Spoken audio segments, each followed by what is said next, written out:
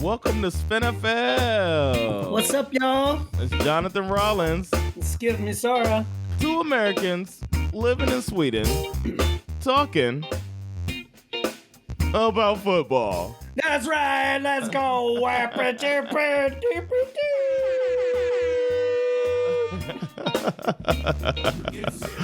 Yeah, man. Week 2 is in the books.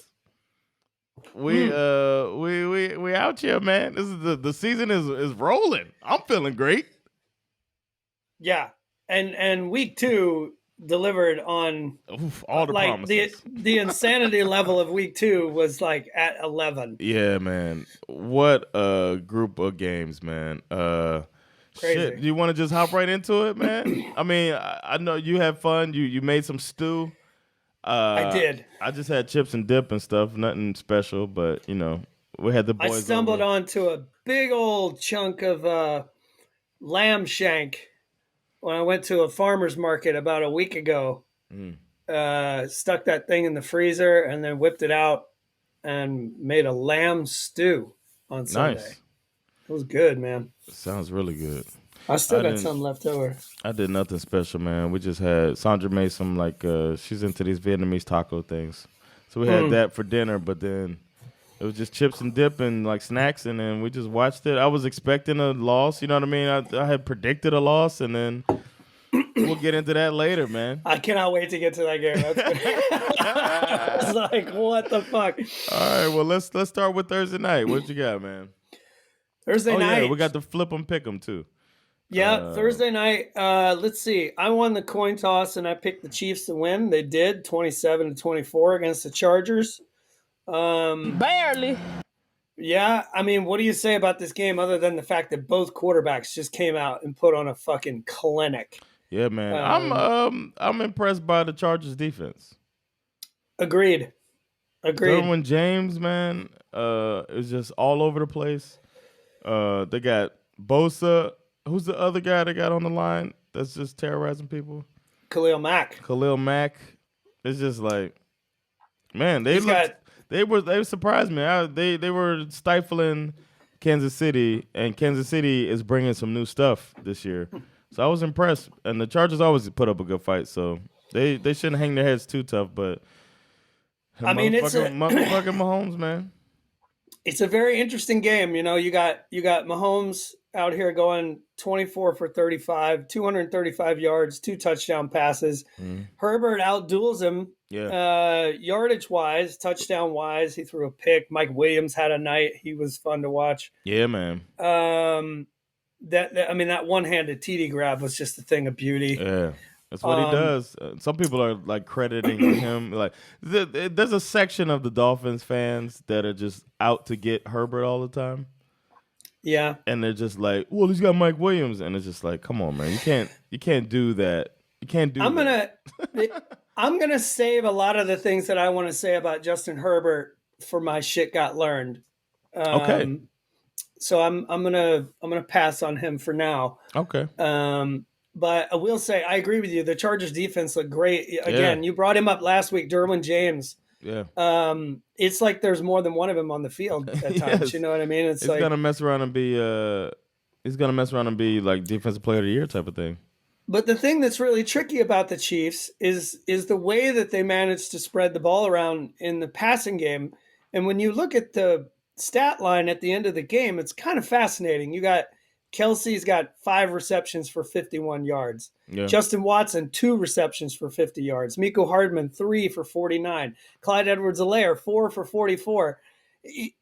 I don't even know how are you supposed to defend that, right? Yeah. I mean, it's like, and you got Clyde Edwards-Helaire, who appears to have finally arrived and become the running back that everybody thought he was going to be. He's got 44 yards receiving, 74 yards on the ground. He's averaging 9 yards per carry. I just don't know how you're supposed to defend against a team like this right now, because there's not one guy that can hurt. Like that Belichick trick of like, back when they had Tyreek, and it's like, okay, well, let's just take Tyreek away, and we'll be okay. But now it's like, okay, well, we've got like 5 or 6 dudes. Pick your poison. who aren't going to get 100 yards, but once you add it all up, then yeah, they do have like 200 to 300 yards passing. Yeah. It's kind of crazy. But okay, I mentioned that Justin Herbert threw a pick. I want to talk about this pick because there's a story behind this pick. Okay. Yeah. So gather around, children, while I tell you the tale of Jalen Watson. Okay.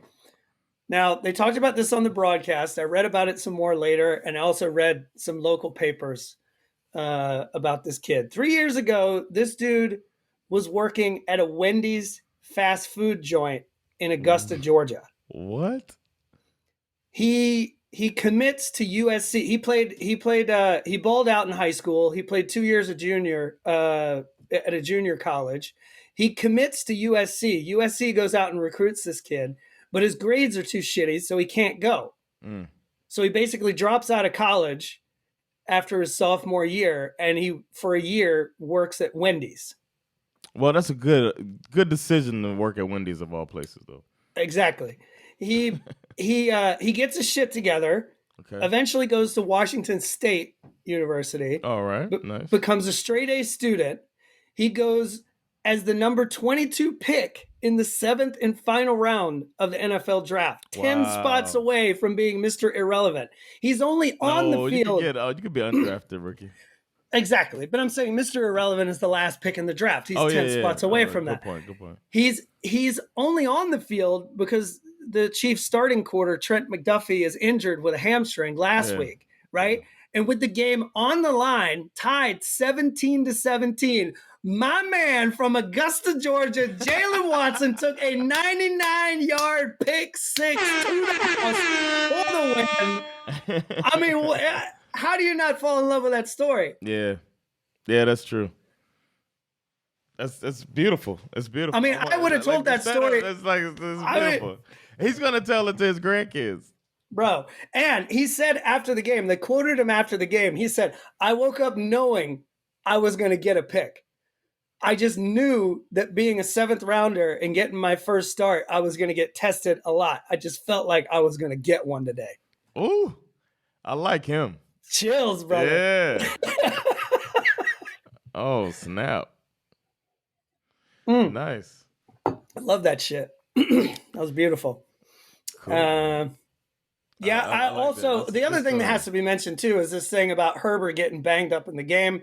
Fractured rib cartilage, but he kept playing. Now, obviously, a lot of people are like, jerking this dude off, talking about how cool it was that he hung in there and he finished the game.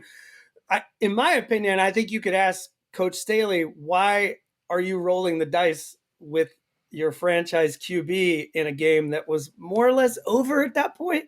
Yeah, good point. I find it kind of funny, too, how Staley suddenly, in this game, becomes incredibly conservative when it came to going for it on 4th down. Yep. And yet, with the future of the Chargers franchise in the crosshairs, you're basically one more big hit away from a season of backup Chase Daniels under center. Good point, man. Jeez. Are you trying to set your seat on fire? I have no idea what they're doing. Damn. Well, neither does he. That's the good news. Yeah. And at this point, as far as I know, I don't even know what that means when you have fractured cartilage in your ribs. I don't know. Play through the pain, basically. It heals on its own. You know what I mean? Well, the other crazy story that came out of this, too, which I texted you, which was a huge surprise to me, that the doctor who I was just going to say, don't have that motherfucker work on Herbert. I just assumed they fired the guy who punctured Tyrod Taylor's lung, but no, they haven't. He's still there. He must be, how we talked about nepotism. He got to be related to somebody. Well, either that or he knows where some bodies are buried. Yep, and as we learned about the NFL, there are bodies buried. Oh, yeah. There's like mass graves out there, y'all. You just got to find them. But yeah, anyway, that's I don't know. Staley is I don't know. The next game on the list is It's a beaut. You picked the underdog. Yes. You went for 3. Yes. And you got it. Swish. Deep 3. I'm thinking like a deep. That was like a Steph deep. Curry. Steph Curry 3. I'm thinking like from the edge of the logo kind of 3. You know, where your heels are on the half. It's not a half court shot, but your heels are on the like half court logo. Yeah, from the logo. Yeah. Hell yeah. A deep logo 3. Yeah. And yeah, you nailed it. The Jets 31-30 versus the Browns. My Lord, Cleveland Browns. How do you get 3 rushing TDs from my man, former Bulldog Nick Chubb, and you still manage to lose to the Joe Flacco-led Jets? How? Jacoby Brissett is probably the best answer to that question. He threw that pick at the end. Who was worried? Who was worried in there? Exactly. 22 of 27, 229 yards, 1 TD, 1 throwing pick. everything short. He had a couple that went. Flacco's out here throwing the ball 44 times. He's got 4 touchdown passes, no interceptions to his credit. Garrett Wilson, the rookie, balled the fuck out. This kid had 8 receptions for 102 yards, 2 touchdown grabs. Corey Davis had 83 yards. Elijah Moore, who was like kind of their go-to guy at the end of the year last year. I don't know what's going on with him, but Amari Cooper finally had a big game for the Browns with 100 yards. Yeah, he did. I thought he got hurt at one point, but the Browns just couldn't put him away. And with the game on the line, last week's hero kicker, Cade York, missing the extra point on the Browns' final TD proved to be kind of a big fucking deal. Yeah, it looked like it was like, all right, you know. Who cares? It's over. Because the Browns are up 30-24. The Jets go for the onside kick, recover it with barely a minute left. 9 plays later, Joe Flacco finds Garrett Wilson in the end zone for a 31-30 lead. Unbelievable. It was a huge, huge comeback. And then, as you said, Jacoby Brissett with the ball, 16 seconds left on the clock. It was always going to end with a game-ending interception. It was the only way. There was no way it was going to end any other way than that. Yeah, that's the only way, man. This was a fascinating loss. I love it. For me, it's like it had everything that I wanted. It had a great game from Nick Chubb, who I love. But a loss for the Browns. This is precisely how I want their entire season to go. Heartbreaking loss. Yeah. So that was good stuff. But however, the Browns look like a pretty complete team. Sure, they look like a team that's a quarter. You plug in a quarterback. You know what? Remember how we talked about the Broncos last year? Right. Like it's just like give them a quarterback. Which is currently not working out the way we had talked about them last year. We'll get to that later, but that shit ain't no plug and play. Hell no. That's plug and resuscitate. Or they plugged it into the wrong hole, or they forgot to bring they forgot to bring the adapter or something. I don't know what's going on over there. They're like, damn it, England. Next game, we got the Detroit Lions coming out, huh? Dragging Commanders out to the abyss. Yep. And then we drown them. They did. I picked the Lions to win this game. They did. This game got a little hairy in the second half. The Lions were rolling up 22-0 at the half. Goff was slinging it. Who would have thought? Yeah, he was, man. Jared Goff out here with 20 for 34. He didn't need to cool down. Yards, 4 touchdown passes. I don't think he had any picks, which is... That's one person that didn't need to cool down. No, exactly. Right. He needed the air conditioning because he was on fire. Absolutely. He was completely on fire. The other one who was on fire was Amon-Ra St. Brown, 9 receptions for 116 yards, 2 touchdowns. Loving those two, man. Loving those two brothers. My man DeAndre Swift, he only had 5 carries for 56 yards. I don't know exactly why they abandoned the run. But his receiving touchdown. Oh my! Did you see that? What a brilliant play! Barry Sanders, man. Did he put the 20 on? Did he put the 20 jersey on? It was both awesome and hilarious. So he catches the ball out in the flats. He falls down, Yes. manages to get up before anyone can touch him, and just jukes everyone Everybody. the fuck out of their fucking shoes. I think he used L2 and the right analog. Like, yeah, dude. He was the real deal. Oh, rookie Aiden Hutchinson also had a monster game. 3 sacks in the first half. 3 sacks. He was good. Short arms. Yeah, short arms got 3 sacks. But then the Commanders kind of came alive in the second half. They had a quick 5-play drive that ended with a Curtis Samuel touchdown. Wentz didn't have a terrible night. I mean, he was 30 for 46, 3 touchdowns, 337 yards. He did throw a pick, though. Antonio Gibson scored a rushing touchdown. Logan Thomas had a TD grab. Rookie Jahan Dotson had another TD catch. But this Will Harris interception on Wentz and the second half TDs for the Lions was, just enough to hold the Commanders off. But it started out 22-0. Yeah, and I couldn't believe it when it was coming across the ticker. I was like, 20. What the hell? The Lions for real? It was a little concerning to see how they let the Commanders back into the game, but I will say, that this was very much a game that the Lions probably would have lost last year, and they managed to hold on to it. So, it has to. I'm sorry. It has to be said that Amon-Ra St. Brown. I mean, he's just he's an elite NFL receiver now. This guy is the real deal. Yeah, he's special. Yeah, that's because he works out with Mr. Universe. The only thing that would concern me from a Lions perspective is that St. Brown appears to be like the only person that Goff can consistently find open. Yeah, that's a golf problem. Yeah. I mean, you had DJ Chark basically out here doing nothing, even though Goff did miss him on a couple of throws that would have been easy touchdowns. But there's just something weird. There's some kind of thing where he's got chemistry with St. Brown, but really not with anybody else. I'm not quite sure what to make of that, but that seems like it could be a problem later if people start to scheme it and shut down St. Brown. Then it's like, okay, well, what do you do now? Like, exactly.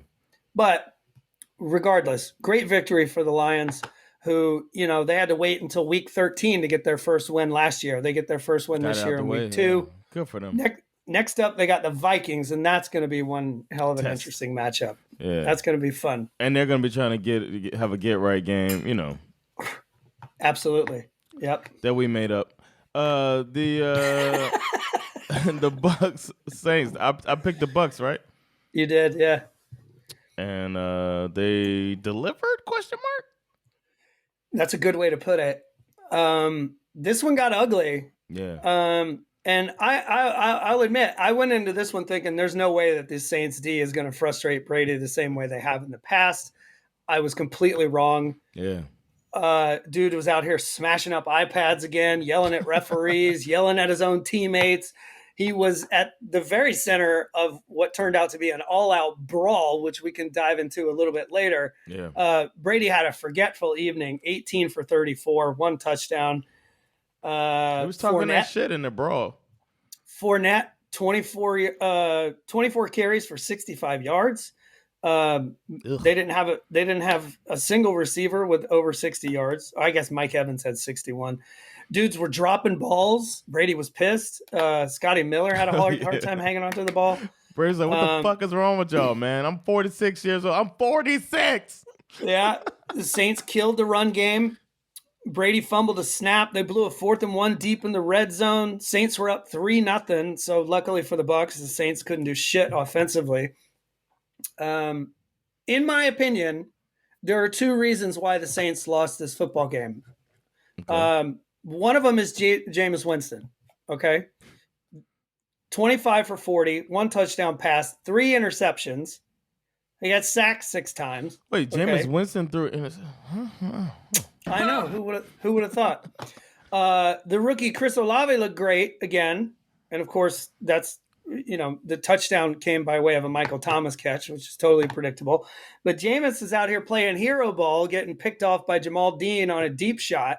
Sure as hell didn't help. Dean picked him off twice in that game. Now, the other reason the Saints lost this game was because, in my opinion, they were robbed. The Saints were robbed. Absolutely. And there were two specific moments that I'm talking about. So let's start with the fight. Okay. Okay. Brady's pissed off because of what he thought was a pass interference. I'm looking at it. That was a pass interference. Fine. Yeah. Marshawn Lattimore says some shit to Brady as he walks by. They're out there talking shit. Brady turns around like he's going to do something, even though we all know he ain't going to do shit.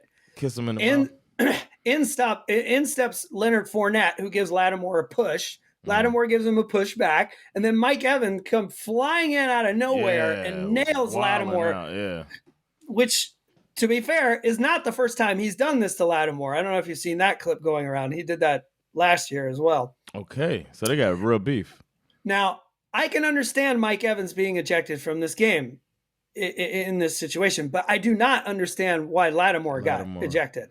I don't see it. It's 3-3 at this point in the game, right? He threw a punch. He just threw a punch. I'm watching the fight right now. Lattimore, he throws a punch right in the pile, right in front of a referee or in front of an official. Fine, whatever. I just think that he didn't. That's stupid. It's so stupid. So Jameis turns the ball over to the Bucs, right? They go on a 9-play drive, but there was a failed 3rd and 10 on this Bucs drive. They got turned into an automatic first down after a bullshit unnecessary roughness call. It was a pass across the middle to Cameron Brate. The defender went in for the tackle from a lower position than Brate, and then Brate lowered his head into the defender, and they call the Saints for a headshot. Which keeps the drive alive. Terrible call. Few plays later, the Bucs score their first touchdown of the game for the 10-3 lead.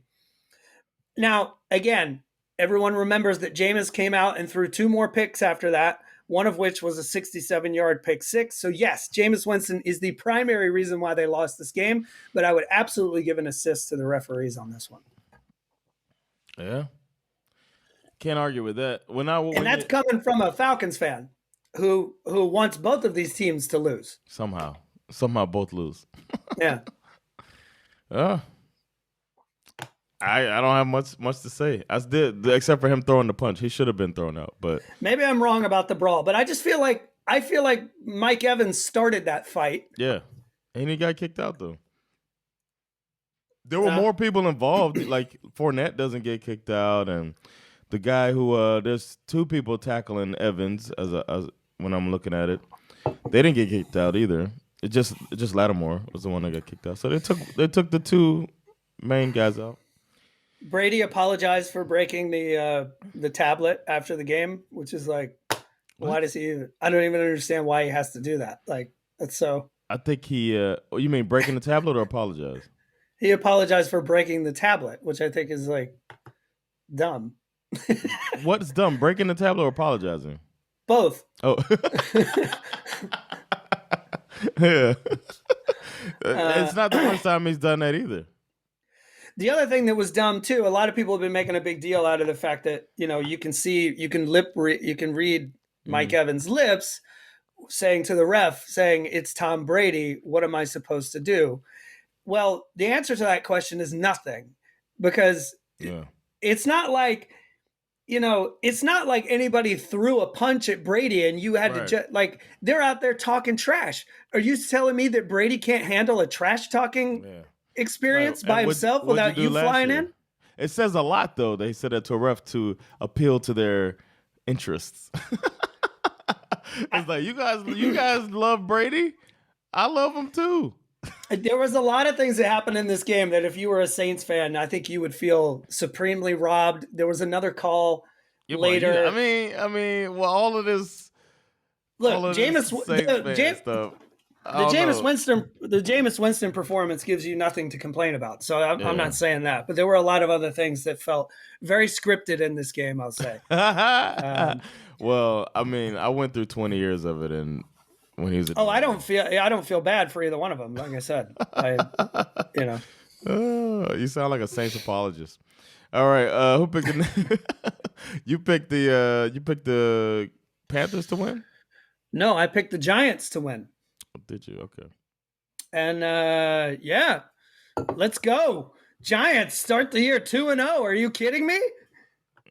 Yeah, man. And the Panthers are 0-2. I mean, that being said, this was a terrible football game. Yes. Absolutely terrible.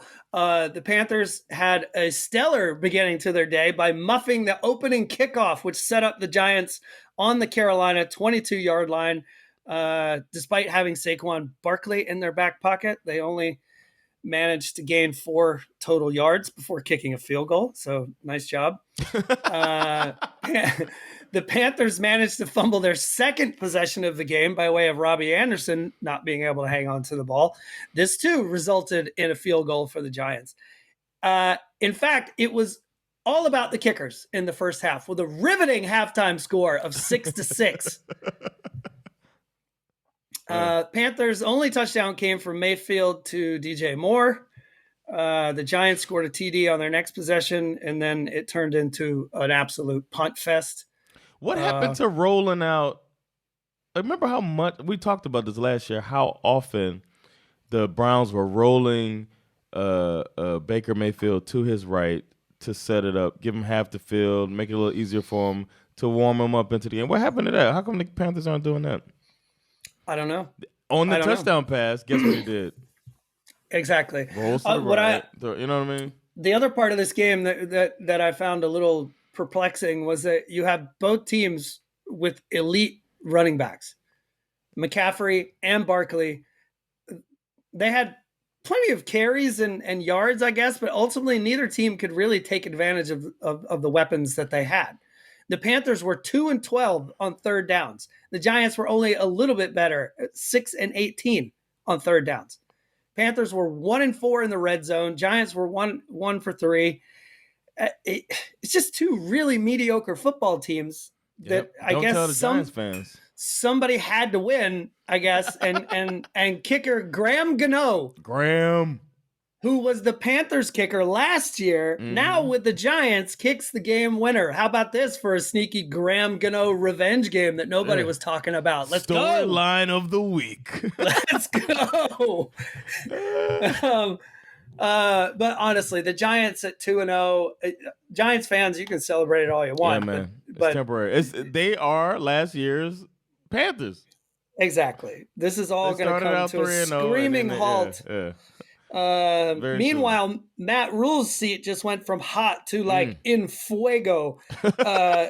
You have back-to-back 5-win seasons, and you start this year 0-2, having lost to Jacoby Brissett and Daniel Jones. Oof. At this rate, I'll be surprised if this dude makes it all the way through October. Good point, man. Good point. Naming the quarterbacks like that. I didn't even think about that. God damn. Ouch. God damn. God damn.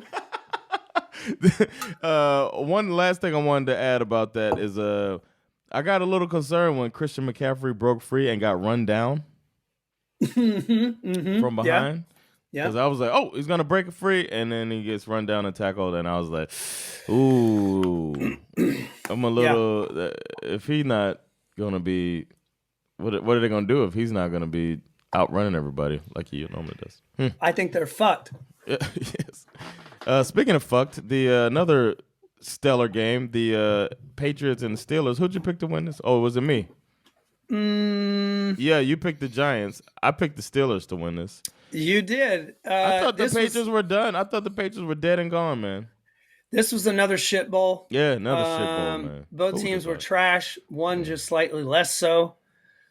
Trubisky. I mean, Patriots are up 10-3 at the half. They're up 10-3 at the half, and I gotta say, I got no dog in this fight, but I'm starting to get very curious what it would look like if they put Kenny Pickett under center, because Mitch Trubisky ain't it.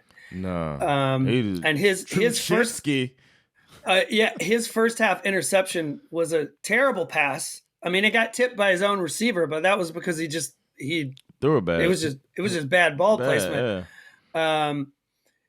Luckily for him, Mac Jones threw a pick 3 plays later. What? Mac Jones? But to who else? Who do you think he threw the pick to? Micah Fitzpatrick? I believe it's pronounced Mika. Micah Fitzpatrick got him an interception. I'm starting to look at him as defensive player of the year candidate. He's been balling out. He's got what, 3 picks, a block field goal? Yeah. At least 2 picks, block field goal. He's balling. Yeah. But then the Steelers show that they're just not like they go on an 18-play, 7-minute drive that only results in a field goal. Field goal. Mac Jones to Nelson Aguilar, that touchdown grab was unreal. Easily the play of the game.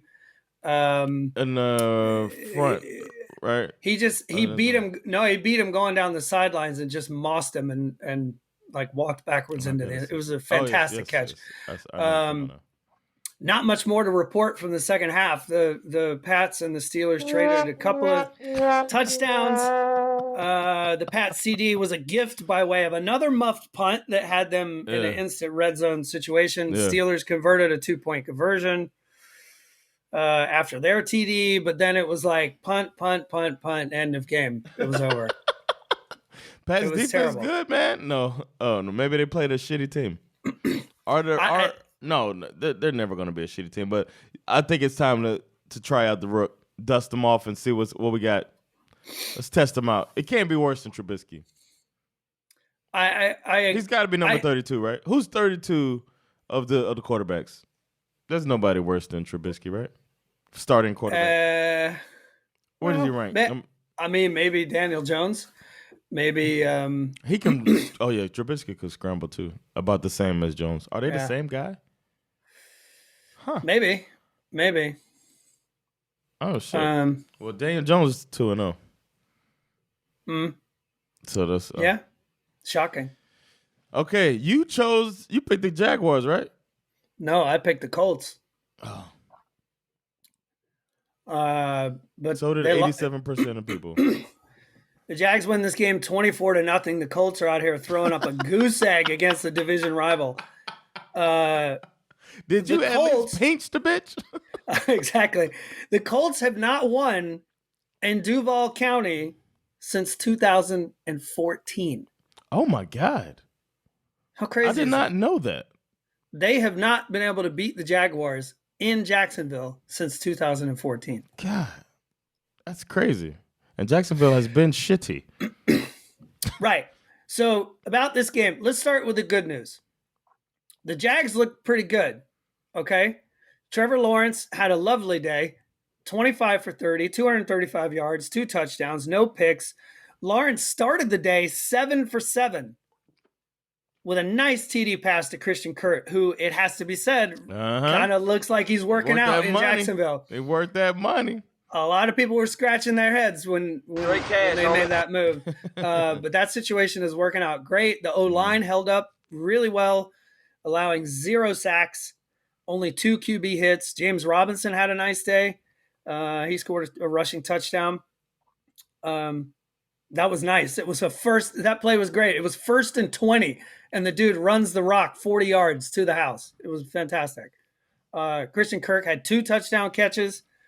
And then on the defensive side of the ball, these boys had themselves a day, picking off Matt Ryan 3 times. They sacked him on his ass 5 times. Josh Allen, the other Josh Allen, of course, had 2 sacks all by his damn self. They held Jonathan Taylor to 54 yards rushing at the half. At the half, Jonathan Taylor had 5 carries for 4 yards. Yeah, I saw that. Yeah. I mean, why does he only have 5 carries? What are y'all doing? I have no idea. But I will say this. They proved me right, the Jaguars. This is exactly what I was talking about. This is exactly why they went out and they got my man, former Bulldog, Trayvon Walker, to stop the fucking run, bro. And that's exactly what they did. They killed it. Can we talk about how they went out and got Doug Peterson? That too, of course. Yeah, I mean that goes without saying. Doug Peterson is the grown up in the room. But now let's flip it over to the Colts side. To me, like watching this game was very reminiscent. This was an extremely Falcons-esque Matt Ryan performance. Oh. He was under pressure the entire game. Mm-hmm. He was throwing up beach ball type interceptions. And when the pocket collapsed, Matty Wheels was more like up on cinder blocks in the front yard. You know what I mean? Like no fucking wheels. The Colts Matty blocks. Matty Cinder blocks.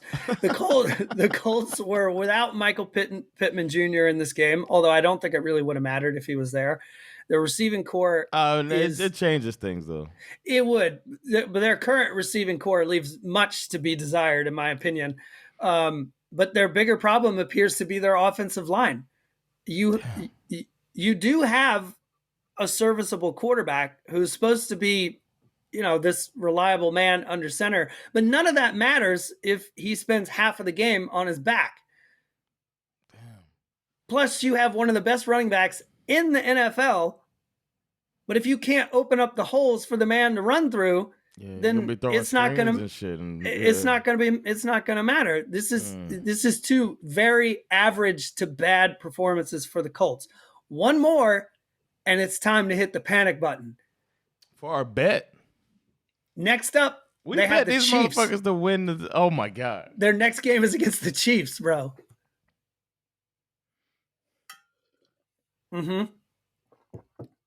Where's that Tyra Banks? Playoffs? Don't talk about playoffs. I was gonna say that. You kidding me? I was rooting for you. We were all rooting for you. How dare you? Exactly. I was planning on using that for another game, but yeah, that makes sense for this one too. Especially for us, man. We need the Colts. We picked the Colts to win in division, man, and it's not looking good.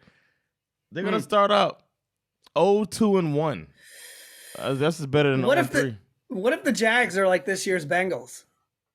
I don't think they're going to go to the Super Bowl, but I'm saying they could be this year's Bengals that surprisingly win their division. Yeah. Nobody thought. You know what I mean? Nobody thought, because yeah, they could be. But however, they could also fuck it up. They're 1-1. We can't go nuts now. There. Yeah, that's true. What's the next game? You know what? We've waited long enough. Give it to me. Give it to me. I've been like waiting. Okay. Honestly, before I sort of just let you go. Yeah. I mean, Lamar Jackson and company looked like they were getting ready to run your Dolphins out of the building from the first play of the game. The opening kickoff, runs it back to the house. I'm texting you like, oh man, so like I'm like saying sorry, oh shit, man, like how you do? I'm checking up on you like all throughout the first half. Yeah, man. And then everything just flips on its head. Yeah, man. The game began with a kickoff return for a touchdown. Duvernay just dagger, like it hurts, man. You don't see it often. Not at the beginning of the game. Sometimes it happens after a score, and you're like, okay, all right, well, we got the ball back. Beginning of the game, you could tell Sanders tried to kick it out of the end zone. He normally does. And for some reason, he catches it 3 yards in the end zone and untouched goes all the way. There was a lot of untouched this game as well. So it's like, all right, okay, we'll see what the offense does. And then Miami actually comes down and they score next. It's like, okay, we're tied up. We're in there. We're in this fight. But I think on the first drive, Tua throws an interception. The ball actually hits Tyreek Hill in the hands, but he's tried to squeeze it in anyway. There's 3 Ravens around. Ball gets popped up, and then it's intercepted. A crazy good job to intercept that ball. And then it's like, all right. So then the Ravens score. All right, it's 14-7. Okay. And then the Ravens score. That's what just kept happening. We got to the point. Tua throws his second pick. We're looking at each other like, man, are people right? Like, does Tua not have it? We're having this conversation in my apartment. Like, I'm looking over at Rob and Stefan. We're like, man, and I expected a loss, but I didn't expect to get drugged like this. Right. Then at the half, the one thing we can rest on is, well, we got good defense. And then you see our boy, defensive player of the year candidate, Xavier Howard get fucking smoked by Bateman. After our score, like 2 plays later, he just gets fucking smoked. And I'm just like, oh my God. Like they just keep pulling further and further away. And then they scored at the end of the first half too. And Miami's just like looking like shit. After that Lamar Jackson touchdown, when he rushed it for how many? What was that? He rushed for 79 yards. Uh, uh, so he did, and then he had a perfect quarterback rating at the Right. half. Right. 158.3 is a perfect quarterback rating. I was just like, well, I thought we were gonna be good this year. Like, I was now we know that's normally our measuring stick is the Ravens. It's like we, you know what you got. This is a physical team is normally our thing, and they busted our ass. And then the third quarter comes in. It's 28-7. Mike Gesicki jumps out of the stadium. That was amazing. Caught the back and bottom of the football. That was an amazing and taps catch. his toes right at the back of the end zone and starts dancing. And we're all like, why is this motherfucker dancing, man? Okay, something needs to be said about that dance. That was the worst gritty celebration I've ever seen in my life. Someone He needs was to like, pull him aside and show him what he's doing wrong, because I was like, bro, that is the worst. He was like doing it, and he wanted to get to the sidelines. It felt like he was that's like how you get the dance to die. Like when he starts doing it like that, then everyone's gonna stop doing it. It's like when old white people start saying slang. Right. It's like, oh, yeah, that's gone. No more for shizzles. For shizzle is dead. It's over. Grandpa said for shizzle. But after his is when this is in the third quarter, Lamar Jackson makes that crazy 79-yard touchdown run. Right. Then the fourth quarter comes in, and Tua, we're down 14-35 now, and I'm just like, they just can't stop scoring. Like, what is our defense gonna do? We get in the red zone. Tua, Harbaugh, going for fourth down at like the 50. It's like midfield, and he's just like straight up disrespectful. And then we get the ball back, and it kind of flipped everything right there. I wanted to mention that too. I was like, why is he going for the fourth down? Like, he don't give a fuck. Cocky motherfucker. Yeah, and then we stopped him. We stuffed him. I think we stuffed Lamar. And we get the ball, short field. Tua hits him with the Alabama spin. Yep. To his left, hits Craycraft. For some reason, every other receiver was out of bounds, so they can't touch the ball anyway. So he throws it to the one guy he can throw it to. They get a touchdown. Now it's 21-35, but it's the fourth quarter. There's no way. We were down 35-14. There's no way. But then, stop them again. And then Tua bombs to Tyreek Hill. 48 yards. But I thought Tua I thought he wasn't good with the deep ball. If you look on one of these sites, said Tua throws a deep pass to Tyreek Hill, underthrown touchdown. Like, what the fuck? It's always trying to shit on Tua. Now it's 28-35. Now we got a one-score game. We stopped them again. Tyreek Hill, the Ravens, they've bumped into the men in black. They got the neuralizer. What happened to their secondary? How did he get so wide open 2 times like that? Somebody explained it that Miami made, like, they count yards that this is advanced stats. They count the yards that defenses have to travel throughout a game. Okay. The Baltimore Ravens traveled the most. Their secondary traveled the most distance since the statistic since they came out. They said that defense was exhausted. They had traveled over 6,000 yards combined, everybody. They just, because the routes to Miami's run, they have to, the defenders have to run it too. And they were saying like they probably gassed them out. Maybe. But there was just no safety help. That was a miscommunication. Yeah. There was no safety second there. One.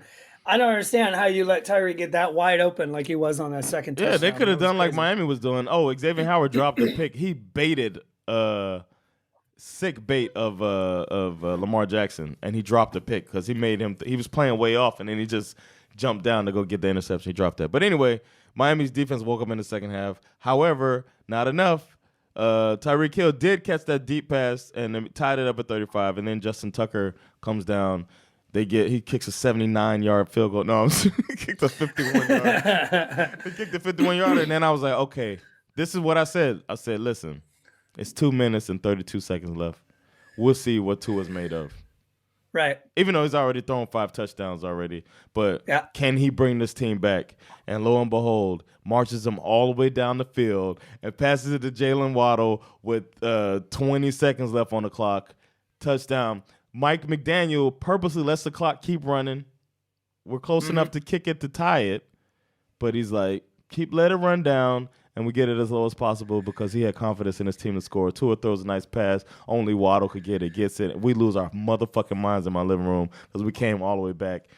I was already content with, once it was 28-35, I was content. Like, okay, we got a little fight in us. Right. The victory, Unbelievable. it's happened before. Teams have been down 21 points in the fourth quarter. It's happened actually 711 times. And this is the first time a team has ever come back from down. And in the 712th time, down 21 points in the fourth quarter and actually fucking won. It's 1 and 711. My Miami Dolphins did that shit. I was out of my mind. I was on a high for 2 days. I just came down off the high last night. Unbelievable. Unbelievable. I mean, I just feel like when you look at the stat line, Tua goes 36 for 50, 469 yards. Yep. Yeah, he threw 2 picks, but he's got 6 motherfucking touchdowns. Tyreek had 190 yards. Jalen Waddle had 171. I mean, it's like It's a problem. That's a problem. Like that offense, if they stay healthy all year, it's a problem for everybody. Yeah. You got Tua's very accurate. Waddle is very fast. Hill is very fast. It's like, what are y'all gonna do? And then Gesicki is all over the place. You know what I mean? Like that's a dangerous offense, and we're starting to see what it can do. And also the speed of Chase Edmonds. Oh yeah, and Mostert. That was Mostert too. Mm-hmm. The fact they called that run play too to get 20. I think they knocked out a 28-yard run right in that final drive. That's right. Yeah. It was brilliant, and sticking to it. It showed the heart of the team. I loved it. And another weird stat I want to throw out there is that this is the first time a team has ever had a quarterback throw for 5 touchdowns and 2 receivers to get over 170 yards. Both of them with that craziness. I was pumped for you guys. I called you immediately. Poured up a glass of bourbon. Yeah, we did. It was just like, I can't believe it. It was shocking. It was fantastic. I was psyched. And we can't. Unfortunately, it overshadows a brilliant performance by Lamar Jackson. Right. Like he was balling, and I called it the pay me motherfuckers game. A reminder that like we got a contract dispute. This is what I can do. Mm-hmm. And he sent the tweet out. Congratulations to the Dolphins. You never see that. Congratulations to the Dolphins. We'll see you again or some shit like that. Yeah. Really fun game, man. Fun game. I lost 3 years of my life. It was fantastic. Now we can move on to a team that could not manage the miraculous comeback. Surprise, surprise. The Atlanta Falcons lost 27-31 to the Rams. I was rooting for you. We were all rooting for you. How dare you? Exactly. To be fair, I went into watching this game with no stress, no pressure, no. They like created stress for you. It was like, all right, we're supposed to lose this game. And then they make it close. Oh shit! I think the Falcons were already down 7-0 when I poured that glass of bourbon to and called you to talk about the Dolphins. My man, former Bulldog Matthew Stafford, was just having his way with the Falcons in the first half. Like he was just carving them up. Allen Robinson got his first TD catch as a Ram. Falcons turned the ball over on downs on 4th and 2, where for some strange reason they gave the ball to Cordarrelle Patterson and said, "Hey, why don't you run it right at Aaron Donald, the best defensive lineman in the NFL?" I mean, it's like the one guy on the field you think they would try to avoid at all costs. The best this generation. Stafford threw a pick in the first half, but 3 plays later, Mariota said, I can do that too. So he throws a pick. Rams score a TD right before the half. And then they score another one right out of the half to make the score 28-3. which Well, we've heard of that score before. yeah, exactly. You know, there was this amazingly horrible stat thrown up on the screen during this game that the Falcons over the past year or two are only 59% successful in goal-to-go situations. God Worse than damn. the NFL. How bad is that? But yeah, so 28-3. Of course, the announcers are having a field day, you know, saying shit like, well, if anyone knows that overcoming a deficit like this is possible, it would be the Falcons. And like, like it's the same can someone, thing. I'm like, can someone please score? Just anyone. I don't even care. Like, just so I don't have to hear this conversation anymore. I don't even care. And then, oddly enough, the Falcons decided to make the night interesting. Mm-hmm. Mariota and Drake London start cooking. Yeah, I like that. Good look. We get back-to-back TDs, and then we suddenly block a punt, which we run back for a touchdown. Did you watch that with the broadcast? No, I was watching Red Zone. The broadcast was like, they gotta make something happen now. Get Right. get on the scoreboard, and he blocks a punt, and they score a touchdown. He's like, "Whoa, that was." There was another funny moment like that too. I think it was in the Cardinals game, early in the first half, and the announcer was like, "You know, they really got to get Kyler Murray rolling out and throwing the ball downfield. Yeah. That's when he's at his best." And like as he's saying that, Kyler Murray rolls out, throws a pass, and gets picked off. It was hilarious. I was like, "You're an idiot. You have no idea what you're talking about." So it's 25-31. 3 plays later, we punch the ball out of Cooper Kupp's hands and recover a fumble with about 3.5 minutes to go. Yeah. Mariota gets us in range with a pass to Drake London, who absolutely hurdles a dude. Mm-hmm. That was dope. Yeah. Gets us in striking distance. Mariota gets sacked on second down. So on 3rd and long from the Rams 24, he tosses up. He kind of gets hit as he's throwing it. But Jalen Ramsey goes, kind of like Gesicki, went up out of the stadium to grab that ball. That was a great catch by Jalen Ramsey. Yeah. So he picks us off. Did you right see what at he the edge said? Did you read his lips? Did he say something about not writing me off or something like that? Or No, he didn't do that. What did They he wrote say? me off. I ain't right back though. They didn't do that. He said, "I'm him. I'm him. Yeah, I'm whatever. him." I was like, "Oh, Yeah. I like that."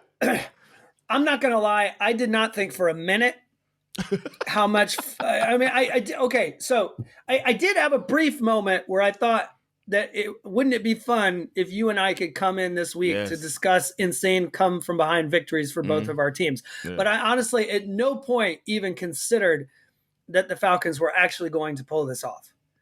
Again, I've seen this movie before. I'm very impressed with how thought they were.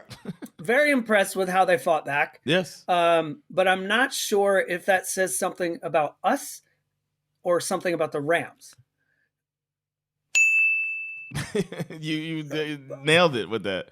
I mean, I think I'm a little concerned. That's another one of our bets. It's like, man, are we going to be 6 out of 8? I mean, it probably. I don't know if they went into, and another development in the next game that we're going to talk about makes me think this might be it for the Rams.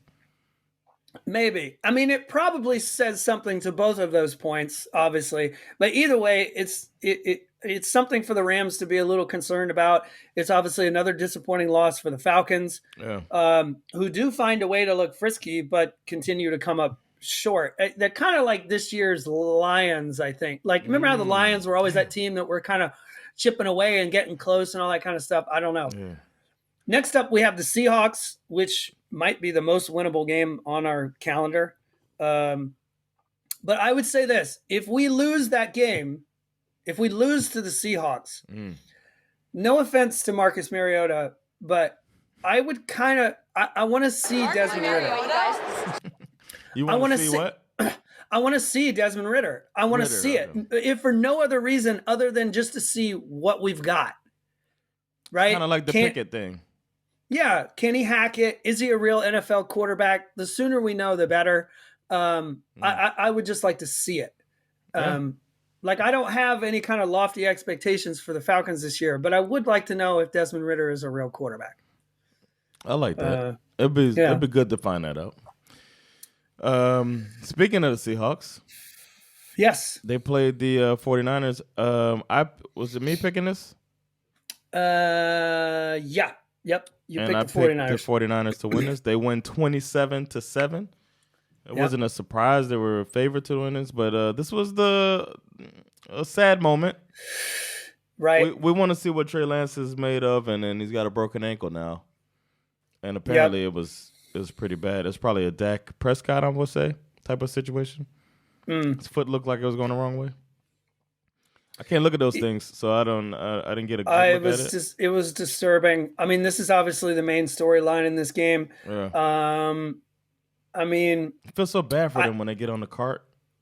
I feel bad for him too, because I have a feeling that this does not clearly his year is over. But I think it spells a bit of disaster for his career in general. You got a kid who everyone was scratching their heads about the 49ers picking this guy number 3 overall in the first place. You hand him the keys to the franchise. He breaks his ankle. What are you going to do when he's healthy? You going to hand the keys back to him? You're going to trade him? Because it's not like anybody else is going to bite. He hasn't proven anything. No offense to him, but he played one great year of college football, and he has not proven himself as an NFL quarterback. This guy is dead weight. I think they're stuck with him, and I'm worried about him. Then that means they have to go with him. I think they do. However, the decision to keep Jimmy G is looking pretty sweet at the moment. Yeah. Like, how often can you say that your starting quarterback is done for the year and you don't really have to panic that much? Like, how many teams can say that? He didn't have to do that much in this game to win. The 49ers dominated the Seahawks the entire game. Wait, you mean they wrote me off? I ain't right back though. he didn't? Did he write? Well, I don't think he wrote, but I do think that someone sent him an email that he forgot to open. He didn't clean out his inbox. I don't know. You got to get a new quote. They emailed me, but I ain't checked my mail though. I forgot. I got a text message. I forgot. The to read picture it. came. I didn't pull the letter out the feet though. Yeah, Garoppolo had a Garoppolo kind of day. 13 for 21, 154 yards, a touchdown. Jeff Wilson had a decent day running the rock in place of Elijah Mitchell, who's hurt. Debo did his thing. They got a rushing TD from Kyle Juszczyk. Jimmy G got a rushing touchdown. Jimmy G, he ready. Yeah, I don't know. I don't know what to say about Geno Smith. He was terrible. Also, he threw a pick, and then that what would they think? Geno pitches the ball to fullback DJ Dallas, who throws an absolute turd. I mean, I assume that they run this play in practice in a way that makes them think that he can throw a football, but I doubt very seriously they will ever run this play again. Wildly underthrown, just an absolute gift, throwing a duck into double coverage.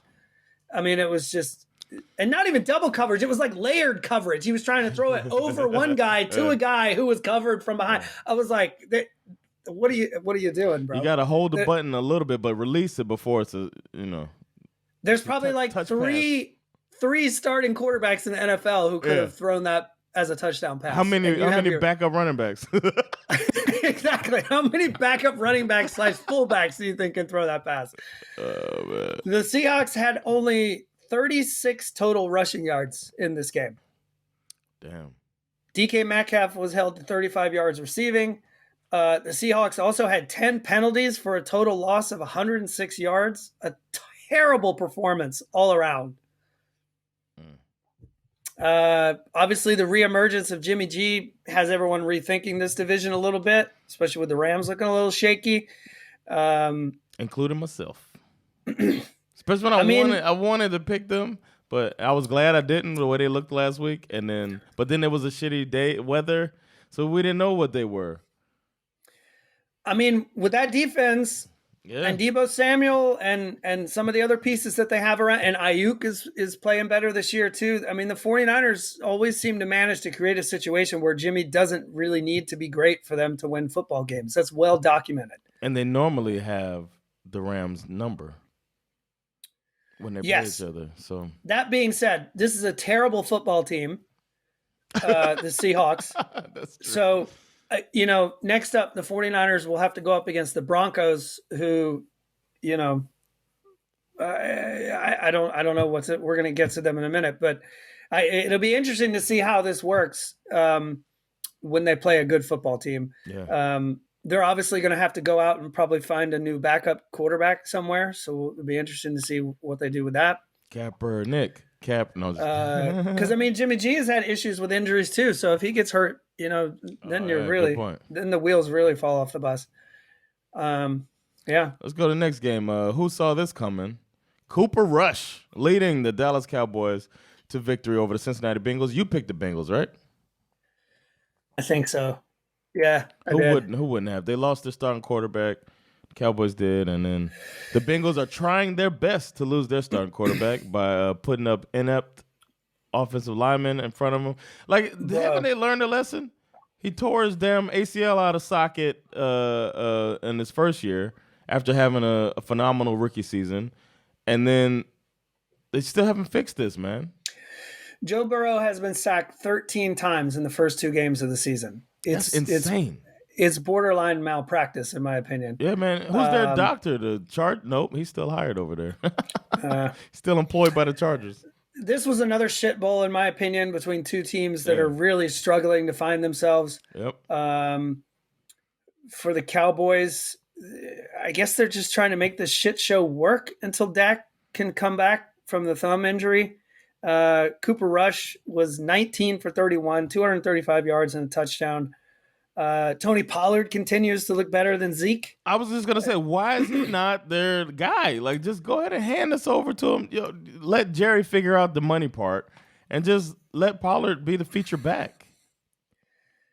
CeeDee Lamb, who's supposed to be their number 1 wideout, was outgained again this week, this time by Noah Brown, who appears to have some real chemistry with Cooper Rush. Yep. He had a nice day with 90 yards and a touchdown. Burrow did his best to not throw any picks, right? He cleaned that up. Good for him. But again, like you said, the Bengals O-line, which was supposed to be fixed. This was like they went out and spent money on this. It's not fixed, okay? I mean, I don't want to take anything away from what's his name? Zach Taylor? Micah Parsons. Oh, my. Well done. Or Mika. I don't want to take anything away from him because he was absolutely everywhere in this game. Yes. Okay. Yes. He had 2 sacks, right? He did. But when you have a QB that is this good and you allow this many sacks, again, like I said, borderline malpractice, because if you don't fix this problem, Burrow is never going to survive this 2022 season. A man can only take so much punishment. And just look at the game we just talked about. How long do you think it's going to take before Joe Burrow to be carted off like Trey Lance? I hope not, man. Knock on wood, man. It's good to watch him play, man. Damn. The only bright spot for the Bengals was their defense. They were very good in this game. They only allowed 3 points in the second half, which obviously gave the Bengals a chance to get back in this thing. They tied it up at 17-17 on a 19-play drive, eating up nearly 9 minutes of clock. A great improvised play in this game. The touchdown pass, Burrow to T. Higgins, shows you what happens if you give this man time to function. Rolls out. Nobody's open. He points at Higgins and says, "Go there. That way, go there," and then drops a absolute dart into a bucket for a touchdown. You can see how special Joe Burrow is if you protect him. I'm looking on on the betting site that we use. I don't want to throw that name out there, but I'm looking on the betting site and I'm trying to find which coach is going to be in once Zach Taylor gets fired. I'm thinking Anarumo, right? Is that how you say his name? He's probably he's their defensive coordinator, right? He's probably gonna be their interim head coach after Game 7 when they're 2-5, and they fire Zach Taylor. Because I told you he was whack. Can I start calling him Whack Taylor again? I don't have a problem with it. No, I don't know, man. But he's looking bad. But shout out to Cooper Rush with the game on the line, the ball in his hands, 57 seconds left. He gets him into position to kick a game-winning field goal, a 50-yarder with zeros on the clock. They win the ball game. The Bengals get the Jets next week in what I know it's a little early, but I would honestly call this a must-win football game for the Bengals. Otherwise, you start the year 0-3. Jets are frisky. I consider this a must-win game for the Bengals. I think the game's a toss-up. All right, we got the Broncos in the Womp Womp game of the week. Broncos beat the Texans. We don't need to talk about this for long. Broncos look bad. They lost last week to a team that was pretty bad, and the Seahawks. And they won this week. They got some revamping to do. I don't know about Nathaniel Hackett as the choice. Oh, you know what? I'm tired of seeing. I'm tired of looking at these sidelines and seeing these fucking rookie coaches, and then looking on the Chiefs sideline and seeing Eric Bieniemy out here revamping a full offense, coming up with some new shit for Mahomes and company, and then the Broncos out here looking like this. This is what you chose? You went with that fucking guy? I'm out here quoting Tom Brady. This was the most embarrassing coaching performance I have ever seen in my entire life of watching professional football. From both coaches? Well, Houston don't have any talent. No, I'm talking about you got Nathaniel Hackett who blows the game last week by taking his star QB off the field for an impossible field goal attempt. Mm-hmm. This week, his clock management and timeout issues made it only worse. The Broncos couldn't get anything going. It's 6-6 at the half. The boos are raining down from the stadium. Yeah. Multiple delay of game penalties led to the crowd starting to count down the play clock out loud. And this ain't the 12s. You know what I'm saying? Like last week, it was like, oh, Seattle's got such. Remember I was telling you that? I'm just like, what the fuck? How are you this unprepared for a football game? It's almost like he's got a part. Does he have a part-time job we don't know about? You know what? This to me was like Wendy's next to the other guy. Yeah, exactly. This to me was the equivalent of what was the game last year where was it the Broncos where they didn't have a quarterback and they had to put a wide receiver in to play quarterback? Yeah. To me, this was the coaching equivalent of that. That's what it looked like. It looked like they didn't have a coach and they just went to a local high school and said, "Hey, can you fill in tonight?" Is he going to be one and done? If he doesn't fix this, is he a good interview? Don't forget, here's a reason why he could be one and done. He got hired before the team acquired new ownership. This guy could easily be one and done. Yeah, the point. New owners are like, hell no, I didn't hire this motherfucker. He's gone. Yeah. We want John Gruden. They got to get somebody in there and know what they're talking about, man. This is not looking. You can't have this be what it looks like. Yeah, our talent doesn't match another. They should be ready. They should be physical and in condition. Those are the three things: prepared, physical enough, and then conditioned. Is the way I'm thinking as a coach. And then like the other shit, you get out schemed or you get blah blah blah. That'll come. But that team should be like mentally prepared, in shape, you know. This was embarrassing. They also, to make matters worse, they lost both Jerry Jeudy and Patrick Surtain in this game to shoulder injuries. I have no idea how serious they are. And Tim Patrick's already gone. So it's not good. I got Sutton on my fantasy. And he did well. Russell Wilson. I know what I'm saying. That's going to be their only option. So I have Russell Wilson on one of my fantasy too. I'm like, man, is it time to drop this motherfucker? It might be. We'll see, man. Next game, another comeback, bizarre comeback. Woo! Another coach that's like, another two coaches that are like, what's happening? Yeah. What a disaster for the Raiders. who looked like they were going to destroy the Cardinals in the first half. I mean, they go into the locker room at the half up 20-0. Please tell me you saw the fans popping champagne. Oh, yeah. Oh, yeah. The camera was like, nope, not the champagne. Man. He was cooking it to Devontae Adams. Darren Waller had a lovely touchdown grab. I don't know why they decided to let a linebacker cover Darren Waller. That guy was at least a foot shorter than Darren Waller. Did you really think that was going to work? Max Crosby was absolutely everywhere in the first half. Did this dude just did this? Exactly. They had Kyler Murray on the run, making mistakes. Oh, man. There was one point right before the half. Kyler Murray was 6 of 9 with 53 yards passing. No touchdowns and a pick. And I already mentioned the time that was hilarious. Like, oh, they got to get him rolling out, throwing the ball, pick. I mean, and then they come out of the half and the game just completely flips on its head. Suddenly it's the Raiders who can't do shit. Yeah. Kyler Murray started the comeback with a TD pass to Greg Dortch, who I have to admit I have never heard of. Nor have I. Ever in my life. He throws up an amazing 4th and 4 for this one-handed grab by Hollywood Brown, which I thought was a touchdown. But apparently he landed on the goal or on the 1-yard line. So Darrell Williams had to run it in for the touchdown. The Cardinals defense forced the Raiders to punt. They get the ball back down by 8 with like 4 minutes and 40-something seconds left on the clock. The Cardinals go on an 18-play, 73-yard drive. It's 4th and goal from the 4-yard line. Murray drops back to pass. Can't find anybody open. Scrambles around forever. Yeah, over 20 seconds, right?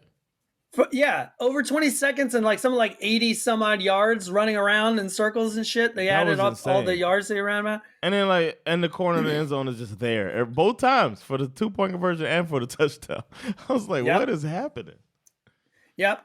But I thought this was fun. When they lined up to go for 2 on one of those and they get the delay of game, I'm thinking, oh shit, we're up on Kingsbury Cliff. Here we go. But Kyler drops back to pass and throws an absolute laser to my man, former Bulldog, AJ Green, holding it in for the 2-point conversion. Let's go. The Ageless Wonder, AJ Green, tie ball game, 23-23. I mean, but that pass, you got to admit, there was zero room for error. There were 4 Raiders in the area. There was only one place for that ball to go where it probably took AJ Green a while to get down there. You know, he's old. He's like, hold on, give me a second. Is him getting up? Yeah, it did take him a while to get up. That's true. You don't know about that, boy. You don't know about that, boy. So to overtime we go. The Raiders D had to have been exhausted when they realized that after that 18-play drive, now they had to start the overtime with the Cardinals winning the coin toss. But they showed up, to their credit. Mm-hmm. The secondary did their job. They were out there breaking up passes. I think the Cardinals turn the ball over on downs? I think they turned it over on downs in overtime. I thought the Raiders got the ball first. Okay. Cardinals got it first, and the Raiders ran them off the field. They did a great job. So you're thinking, okay, Derek Carr, he's well rested. Mm-hmm. He hasn't been on the field for like half an hour. Yes. Yeah. Literally. He comes out super focused. He gets the first down. They're moving the ball downfield. Yeah, a little bit of a scary moment where he passes it to Renfro. He fumbles. Foster Moreau from the Raiders manages to recover the fumble, and you're like, whew, shit, they dodged a bullet there. Yeah. Okay, cool. Keep going. Let's go. Another pass to Renfro. Renfro's trying to fight to get it into field goal range because that's all they need. They just need a field goal to win this game. But then Isaiah Simmons punches the ball out, which allows Byron Murphy to scoop it up and run it 62 yards to the house, 29-23. Ball game. I went to bed thinking that was a wrap. I was like, okay, well, Cliff Kingsbury's in some trouble, and then wake up and I'm like, what the fuck? How did this happen? I can't wait to see this. I mean, this is one of those weird games where think of the absolute tire fire that would have started had the Cardinals won this game and started the year 0-2. You mean the Raiders won? No, I'm saying if the Cardinals had lost. Yeah, you said one. Okay. Oh yeah. If the Cardinals had lost this game and they start the year 0-2, I mean that's just like that would have been absolutely insane, and that clearly looked like what was going to happen in this game. Yeah, but if you're looking at it like the way I'm looking at it, like does Cliff Kingsbury need to still be their coach? Then it's not. You just had a superstar player do some superstar shit. That's what happened. Yeah, he bailed you out right here. Well, exactly. The guy who you said doesn't do his homework. That to me is a really fascinating narrative as well, because it's like the first half was absolute garbage, and then you clearly took him off the leash in the second half and let him improvise, which got you the victory. Yeah. So I'm wondering who needs the homework clause in his fucking contract, honestly. And then when you look at the other side from a coaching perspective, you got Mike McDaniels, who is absolutely running away with this game. Josh McDaniels, sorry. And instead they blow it and they're 0-2 starting the year. Yep. I mean, I don't their next game might be a must-win game too. I don't know who they play next, but that's a rough loss for them at home with everyone popping champagne bottles. Not pretty. I think they got the Titans next. That's a winnable game. Yeah. Man, you can't lose that game. You got to beat the teams you're supposed to beat. You lose that game, and it's going to get ugly. And that's an AFC. Raider like Nation. That could be a whole wild card, like early showdown. That's if the Titans don't win that division. Things are going to get wild in Raider Nation if they blow that one. Man, this season is just juicing up already, man. What's up with our boy Relax? Relax went over to Chicago. He did. He relaxed. His partial ownership of the Bears appears to be intact. He wins the game 27-10. The Packers just ran roughshod over the Bears, and I told you this last week. They're going to lean on this fucking run game because they need to, and that's exactly what they did. Aaron Jones had a hell of a night. 15 carries for 132 yards. He also had a receiving touchdown. Rodgers had a decent night. They seem to have gotten their receiver issues worked out. Almost like they kind of pulled a page out of the Chiefs playbook. They were like, let's spread this thing around. Let's make sure that nobody drops the football. Teleport and Sammy Watkins had a nice day with 93 yards on only 3 receptions. He had, he got everybody involved. And when you look at the stat line, you can see like the relation to targets and receptions. Like there's really only a few misses there. So everyone caught the balls that came to them. It has to be said, the absolute best part of this game was the ayahuasca touchdown celebration by Alan Lazard. He catches it. Everybody huddles around him. He takes the football and he pretends to pour everybody a little shot, right? And then everybody takes the shot. And as soon as they take the shot, they all get a little woozy and they go, ooh, and everybody falls back down on their back. The ayahuasca touchdown celebration is now the best celebration in the NFL. It was fantastic. It's better than the waddle? No, it is. That one's pretty good too. But I like the ones that involve lots the whole of people. team. It's I'm fun. glad they brought it back. Remember they banned it for a little bit. Fucking idiots. Justin Fields was completely irrelevant in this football game. He goes 7 for 11. Wow. And 70 yards. 7-11. That's how many games there were with teams down by 21 and nobody won until Sunday. But anyway, oh yeah. You know what they call him? People that think he's not doing well. Who? What? Bustin' Fields. I saw that on Twitter. I was like, oh, really? Oh, they doing that? David Montgomery, I have to say, man, I'd like to see him on a good football team. He was fantastic. Well, he was. He was on the Packers before, right? Was he? He used to be on the Packers. Okay. He had 88 back in the day. 122 yards rushing. He is the only bright spot of the Bears evening. The entire Bears receiving core only had 70 yards total. It was absolutely embarrassing. Packers beat the shit out of them. This was not even Not even close. Fields might not be it. Maybe. I don't know. I'm worried about the team they built around him, to be honest. I mean, It's I a don't new know. GM and everything. It might take a couple years, man. The Bears might be a full-on rebuild, man. So this is going to be some tough sledding and see what they got type of thing. We'll see. Yep. One team who does not have that problem is the Buffalo Bills. They beat the absolute brakes off of the Titans, 41-7. Damn. Who picked this game? Oh, I did. Both of us would have said Buffalo.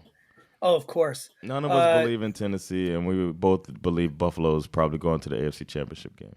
Oh, yeah. Josh Allen was 26 for 38. He had 4 touchdown passes, 317 yards. Diggs had 3 of those touchdown catches himself. Tannehill, on the other hand, was 11 for 20. Oh, my God. 2 interceptions. Malik Willis came in for a couple of plays, fumbled the ball. Why did he come in? I think it was towards the end of the game, maybe. I don't know. Okay. Yeah, I know the backup. The Buffalo had their backup in. Maybe that was why. But then Willis fumbled it. I was like, man. Some guy told me this weekend how he thought Malik Willis is really gonna like the future. I was like, He did not look like the future in this game. His fumble was like really embarrassing. Like he didn't have the patience to wait. Yeah. He didn't have the patience to wait for the guy who was blocking for him, and he ran into his own player, and the ball which caused the pops out. fumble. It's like the ball's not secure enough for you to bump your own guy. I mean, bro, come on. The Bills defense balled the fuck out. They killed the run game. Yeah.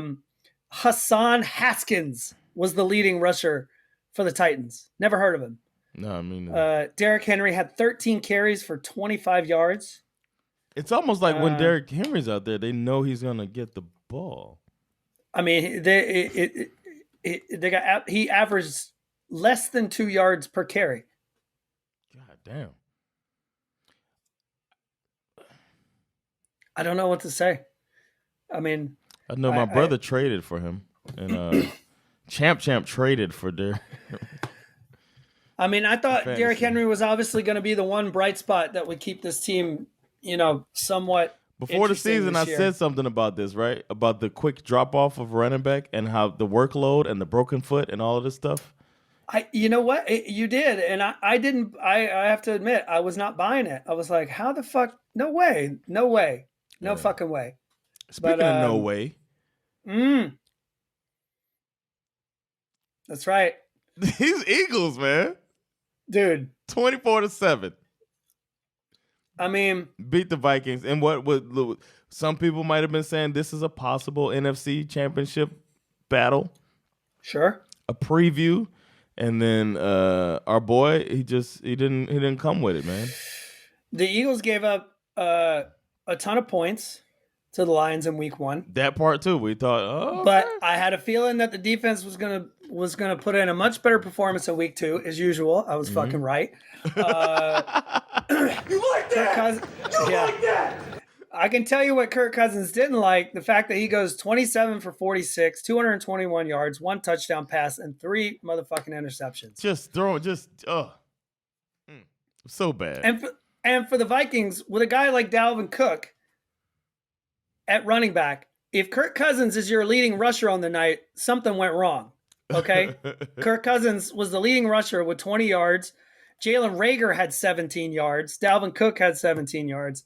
They shut down the passing game. They made Justin Jefferson completely irrelevant. Darius Slay had 2 interceptions on the night. Jefferson only had 48 yards receiving. Adam Thielen had 52.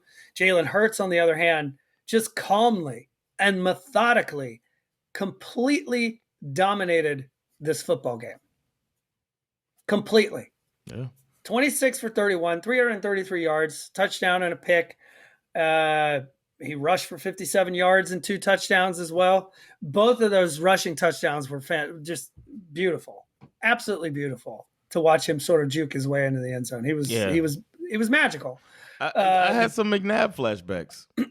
A little bit. I started thinking McNabb. That deep shot to Quez Watkins also was nice. 53-yard touchdown pass. Dude was wide open in blown coverage.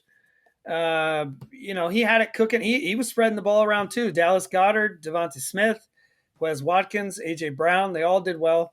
The Eagles are a problem, dude. I mean, think about this. I don't normally do this in week 2, but if you look at the Eagles' schedule, Mm-hmm. Yeah, it's a little early.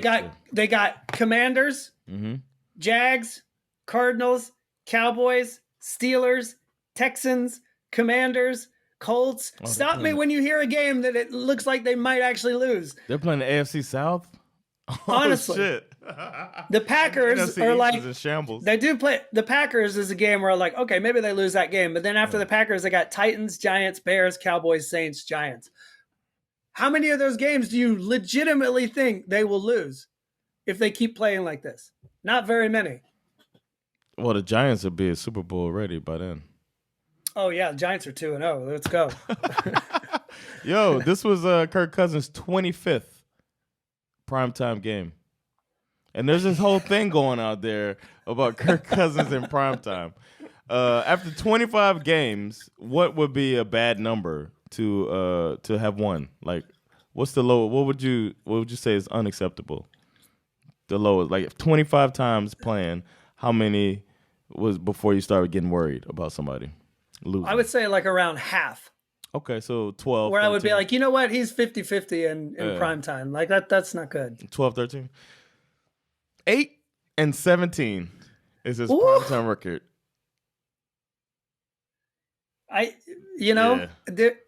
Maybe Yeah. So maybe there's he's something to it, man. Maybe he's a morning person. Some people just like doing their work in the morning, and they get into the afternoon, they get a little sluggish. He's thinking about having a cup of hot chocolate, wants to go to bed early. My wife was saying that too. She's like, if I had to do something at 9:00 at night, maybe I won't be that good at it. His Monday Night Football record is 2-9. Oof. That's an interesting thing to remember. Yeah, man. Next time we betting, it's like, maybe not. Yeah, so there's that part too. I mean, I think it's bullshit, of course. There's so many factors, but they play the Lions next. That's going to be a fun game, I think. Yeah, man. We got to remember that we picked them to win that division, and the Packers look like they're ready to fight. So they need a bounce back. Yeah, they do. They really do. All right, let's run through these superlatives and whatnot. Who do you got for MVP? Oh, I'm glad you asked. that. That's a good question. And an unbiased answer is what we all deserve. So I got the Miami Dolphins motherfucking offense, man. That's who the MVP is. And more than that, Tua Tagovailoa is the MVP. Coming out there throwing 6 touchdowns. He threw 2 picks, and he said, all right, I see your 2 picks, and I'll raise you 6 motherfucking touchdowns. Did their thing, looking smooth, and putting up 42 points. The part that would seem to be the thing that needs to improve was Miami's offense, because the defense has been the engine that moves the team, and now the offense is out there doing what people assumed Mike McDaniel could do. And if this continues, this is going to be a fun season for Dolphins fans. So the real MVP is Miami Dolphins offense, led by the one and only Tua Tagovailoa. I could not agree more. I have no debate. My MVP was Tua. I think after 469 yards passing, averaging 9.5 yards per play, 6 fucking touchdowns. You score 28 points in the fourth quarter to erase a 21-point deficit with a world of doubt on your shoulders. Shook it off and just went to work. Yeah. So yeah, I'm with you. I agree. With that said, Tua Tagovailoa, You the real MVP. gotta get that in there. Get that in there, man. That's my guy. What you got for trash of the week? Trash of the week. I have to go. I'm gonna stick with quarterbacks. You know what I mean? We just said the MVP, most valuable player was Tua, and that means the trash has to be the opposite. And where I start feeling confident in Tua Tagovailoa, I start doubting another player by the name of Mitch motherfucking Trubisky. What's going on? He's got to be the worst quarterback in the league. He showed that even a team that's kind of mediocre, can make him look bad. I don't know. After seeing the Patriots last week and then seeing them this week against this quarterback, Mitch Trubisky. You are trash! Sorry, man. About time to bring the rook in. Who's your trash? Well, I deliberately went a little easy on the Denver Broncos when we talked about the game, specifically because I was saving it for this moment right now. So we left out some details. Okay. In our analysis of that game. Okay. 4th and 2 in the third quarter. You send the field goal unit out late, resulting in a delay of game, which forced them to punt. Fourth quarter, 9:55 to go. They force a punt, but the return man is not on the field, forcing them to burn their second timeout of the game. Then they burn their final timeout to avoid another delay of game penalty on a 2nd and 16. 13 penalties for over 100 yards, 12 penalties in week 1. Anytime you follow up a questionable performance with an even worse performance, causing your own fans at home to rain boos down on your head, while also helping by counting down the play clock. The Nathaniel Hackett has to be the trash of the week. This dude looks completely out of his element. Besides the clock management issues, the game plan looks fucking whack, dude. A jet sweep to a tight end, trying to pass your way into the end zone from the 1 yard line when you have two very good running backs. Yes. And I mean, how do you land a top 10 quarterback like Russell Wilson and make him look average? Obviously, some of this is on Russell Wilson. I totally agree with that. Some of it is on adjusting to a new situation. But hey, you're the coach. That's your fucking job. And this dude is out here making Matt Rule look like one of the greatest football minds of the 21st century. What the fuck are they doing in Denver, y'all? Seriously. You are trash! Inexcusable. Inexcusable. I love it. I love it. Hey, I'm changing mine, man. I got to go with Hackett. Whew. How was the interview? How good was the interview? He does seem, it's funny. Before the game, they did show on NFL Network this. They did an interview with Hackett and Russell Wilson together, and you can tell they're like buddies. Oh, okay. Like they're like friend. You can see that they really get along with each other, and I'm starting to wonder if that's a part of the problem. Like who's in charge here? What shit got learned? Where should I go? Okay. The shit that I learned. The national NFL media really, really wants Justin Herbert to be that dude. Ooh. And I get it. Yeah. He is talented. Handsome. And he's also white. I didn't even go with the race, but yeah. Okay. And he's handsome and he's right-handed. He's talented, handsome, and white. The vanilla version of the great song "Young, Gifted, and Black," right? And if that were a song, Shout handsome, out to Donny Hathaway. talented, handsome, and white, sung by insert your modern country music star here, like someone like Billy Ray Cyrus or some shit like that. Now, okay. Don't get me wrong. I see it, and I happen to really like Justin Herbert, okay? This is not about him. But on a night with the game tied, you're on the 3-yard line with a chance to be a hero, and you throw a 99-yard pick six to a dude who was working at Wendy's a few years ago, and yet I have to wake up the next day to read headlines that say, and I quote, Chargers could be the team to beat in the AFC West. They just lost to an AFC West team. I'm like, what? No. Okay, sure. Any of those 4 teams could theoretically be the team to beat in the AFC West. We said that coming into the year. But at the moment, there is only one team to beat, and that is the Kansas City Chiefs. Yep. Okay?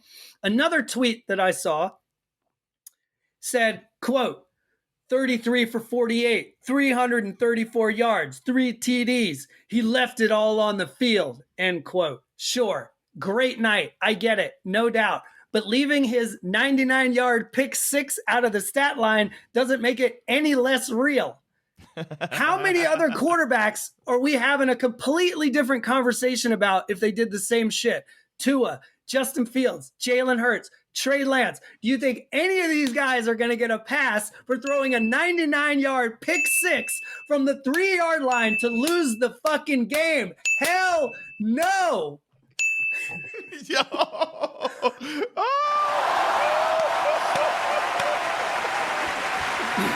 Oh, Skip.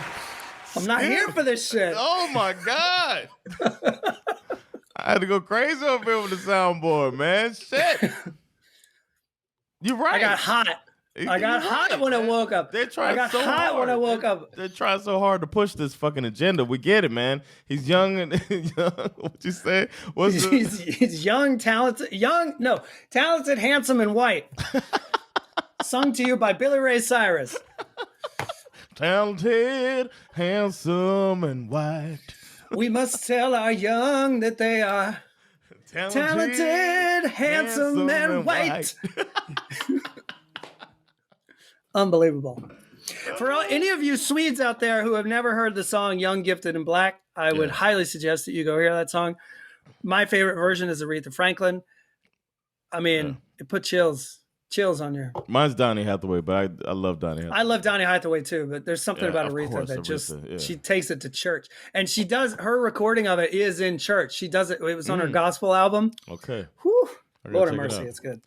All right, final part is the AFC scariest AFC team.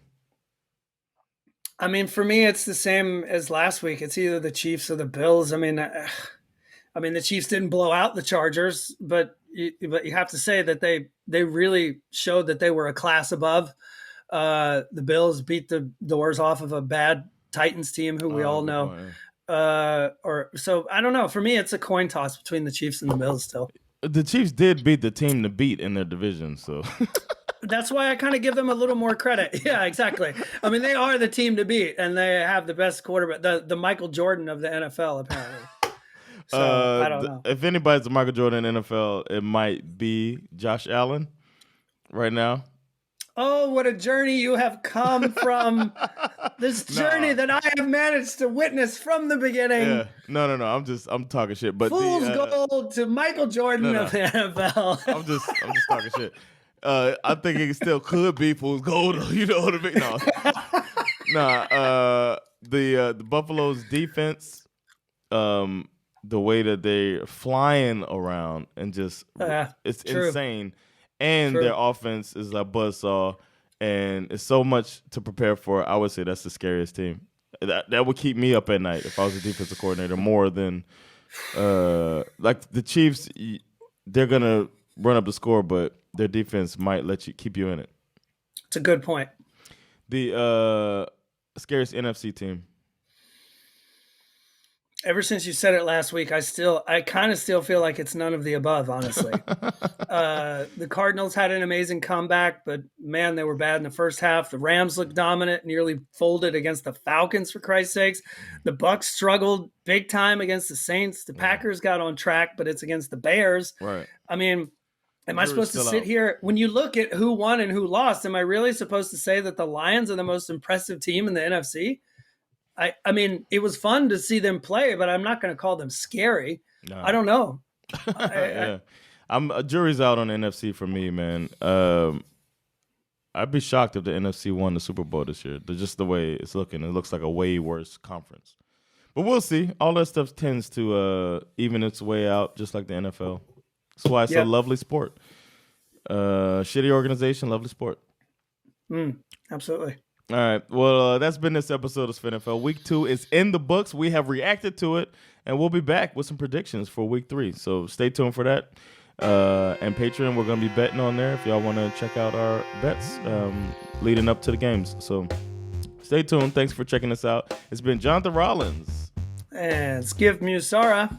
We'll see you next time on SveNFL. Peace.